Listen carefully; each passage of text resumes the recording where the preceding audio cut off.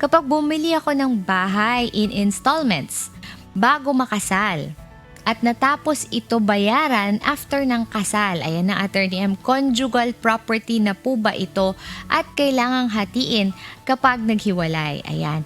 Absolute community property na po tayo ngayon ang ating property regime sa mag-asawa kapag walang prenuptial Yes. agreement. Oo, hindi na conjugal. Ang tanong niya, Attorney M, yung binanggit mo kanina.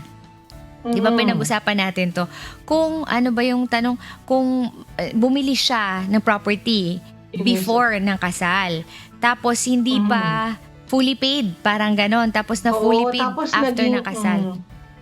Ano daw ba? it will form part of the absolute community of property, Attorney Joey, di ba?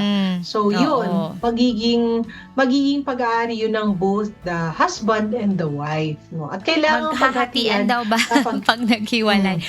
Oo, sadly, Oo. kahit na ikaw yung Oo. nagpundar nun, kasi kung Yes. wala kayong prenuptial agreement, lahat ng sayo ay Yes. kanya at lahat ng kanya ay sayo kung wala kayong prenuptial agreement. Sad to say. At yun nga, Attorney Joey, you were saying, no, lagi kasing ginagamit until now yung conjugal property. So, absolute community of property na po Kaya nga tayo. kinurek ko siya.